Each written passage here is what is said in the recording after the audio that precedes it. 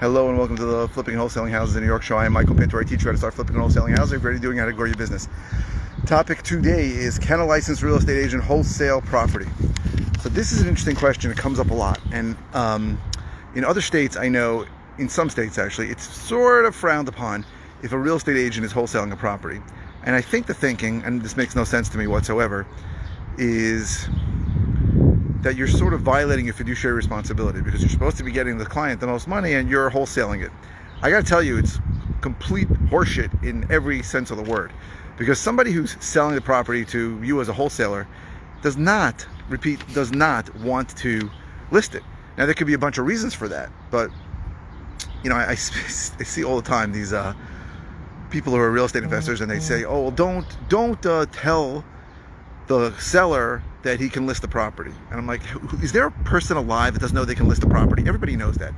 They're not listing it for a reason, right? And again, the general reason why people don't list properties and sell to an investor is for certainty and convenience, right? And it's a whole list of those things. The certainty we provide, certainty that we're going to pay them the price that we agree on, it's not going to change, certainty that they, you know, right? Because the truth is, in New York for sure, and in most places, if a retail regular buyer has a mortgage contingency in their contract, they really have a get out of contract free card at any time. They just call their lender, and I was in the mortgage business for 17 years, and I did this dozens of times. They called and said I need a denial, and I gave them a denial, and people got out of the contract. So we provide that certainty, and we provide the convenience that maybe they don't have to fix it up, the convenience that they don't have to deal with the municipality because there's open permits or problems or violations, the convenience of not having to deal with 100 buyers, the convenience of not having to show the property 100 times, all kinds of convenience, not having to clean it up. I don't know if I said that already. So that's what we provide. We provide certainty and convenience, and I would say everybody who sells the property to me knows that they're not going to get the most money for it. And it's a straight up exchange, which is the same exchange that we all make every time on every transaction we make, right? Sorry. We go to Starbucks and we pay $6 for a cup of coffee. The ingredients cost 25 cents. We do that for the certainty and convenience that a Starbucks provides us, right? I don't want to buy a milk frothing machine. I don't want to buy straws. I don't want to buy cups. I don't want to buy the coffee. I don't want to grind the beans. I don't want to deal with any of that crap. And for that, I pay, you know, it could be a 50 times premium for it. That is how every transaction works. And that's how the same transaction works when a seller sells us a property. So the idea that somehow a licensed real estate agent is going to be in violation of his fiduciary responsibility seems ridiculous. In New York, it never comes up ever. You could absolutely wholesale a property. But you stick around today and I'm going to talk to you about why you may or may not want to get licensed, or may or may not need to be licensed. So if you want to wholesale property and you are a real estate agent, just understand you are not doing anything wrong. And I don't see how you can ever be in violation of anything. Again, the concept, and this is so absurd to me, the concept that you are going to take advantage of a seller. The seller really wants to list it for X price, but you're going to buy it for X times 70 price, X times 70% price, is ridiculous. It's ridiculous. It's just absurd. I mean, think about it. Everybody knows they can list a property. You are providing a service for a percentage of the price of the property that you are getting at a discount, and that's simple. And I think everybody knows that. I say that openly to people all the time. I just said it yesterday to somebody. What was the situation? They had a property, and he said, you know, houses in the area are selling for $500,000, and I said, I know they are, but your house is not in great shape. You want to close quickly, and there's no way I can pay more than like $370,000. He didn't like the offer, but he said to me, I know you have to make money, and I know I'm not going to get $500,000 for it. Everybody knows that, right? Now, sometimes we don't agree on how much of a discount they should take. That happens all the time, right? I don't buy every house I go into. I don't buy every house that a seller talks to me about. So, but this is a simple understanding that people have. People aren't stupid, and you're not taking advantage of some old lady who thinks her house is worth $100,000 when it's worth $500,000. It's just not. Some people don't care. They want to be done with it. They want certainty and convenience that an investor provides. So the answer really, can a licensed real estate agent wholesale property? The answer is absolutely yes. Especially in New York, happens all the time. I am a licensed real estate broker.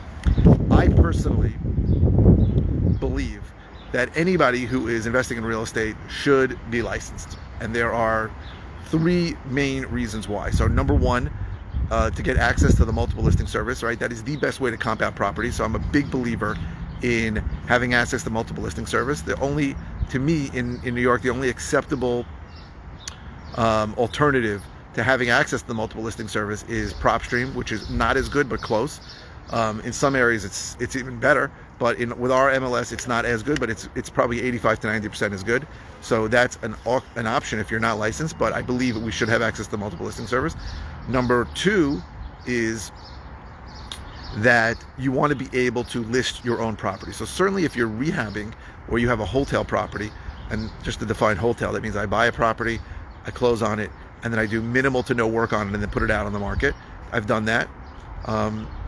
So in that situation, or obviously in a rehab property, when I'm doing major renovations to a property, you want to list it and you want to be in control of that listing. Could you use a flat fee listing? Yes, I did that for a while. Could you use your cousin to do it? Yes, but you want to be in control of that listing, and you don't want to pay a listing agent 2% to do it for you. That's number two. Oh, and also you can list a wholesale property. It's 100% legal in our area. You're not allowed to represent that you own the property. You have to write that you're a contract vendee. That means you're in contract to buy it. But you can absolutely list a wholesale property if the situation calls for it. So you don't want to do that if the person's living in the house, if they're not really 100% aware of what you're doing. But if the seller is far away or the house is vacant, there's no problem listing it. I've gotten a lot of good buyers from that. So that's number two, right? You want to be able to list your properties for sale. And number three is if you go on enough appointments, and I can tell you this happened a bunch of times, you're going to come into contact with people who want to list or who should list. So I've said on hundreds of occasions to sellers, listen, I look around, I go, this house is not in bad shape. You're not in a rush.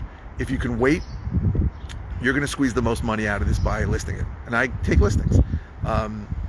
Also, sometimes you think you're on the phone with somebody and they're telling you that they understand you're going to buy it, and they just come and say we want to list it. Right? I've gone there. I always bring listing paperwork with me for that reason.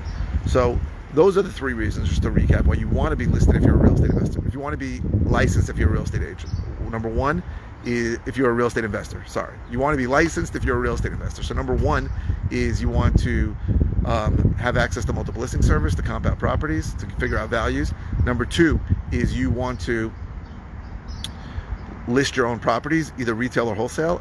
And number three is you want to be able to take a listing for somebody who wants a listing. So I take listings again. I have a disposition manager who handles them for me, but it's free money as far as I'm concerned. I paid for the marketing. I want to be able to monetize every single lead if I can. Now, here's the thing that's a little interesting. What's interesting is that while I recommend that you get licensed, it is absolutely not a reason not to start. And I speak to people all the time and say, I want to get into it, but I'm going through the course to get my license. I took the course, I failed the test once, I want to take this again. There is absolutely no reason not to start doing the work before you're licensed. I do not recommend you wait for that. To me, that is just one of the myriad of excuses I hear for people not to start. I hear the same excuses all the time. I'm trying to build my buyer's list. Huge mistake. Don't ever build a buyer's list before you have a deal. I'm trying to get licensed. Mistake. You can always do that after. Just start marketing for deals. I'm trying to design a business card. I'm trying to get a logo. I'm trying to get a partner. All this crap. These are all the excuses I hear all the time why people are not starting to invest. Now, the only two things you should be doing when you're starting are learning. So getting information. By watching this video, you're getting information. So congratulations. You found the one person on the internet that's teaching how to do this in New York State. It's pretty amazing as I say that, but there's nobody really teaching how to do it in New York State except me. You should be getting information, or you should be marketing for sellers. That's it. That's the hard part. What people don't want to do is market for sellers, because sellers are going to tell you to go to hell. Sellers are going to say no. Sellers are going to scream at you. That's the truth. But that is it. You want to market, you want to get educated, and you want to market for sellers. Shameless plug, I do sell a course that you can go to my website, howtoflipnewyork.com, and you can see my course. I also offer coaching. So coaching.howtoflipnewyork, that is another way that I can help you. Those are the ways you can get educated. I would recommend that you don't get information from anybody else. And again, there are great people on the internet who teach us. Great, really good people who want to help, who have great information. It just doesn't, a lot of it doesn't apply in New York. So I mean, the three most common reasons why it doesn't apply in New York is number one, transaction, real estate transaction in New York does not take place between a buyer and a seller. It takes place between a seller's attorney and a buyer's attorney. The contract gets created by the seller's attorney, not by you. Don't bring a contract to a meeting in New York.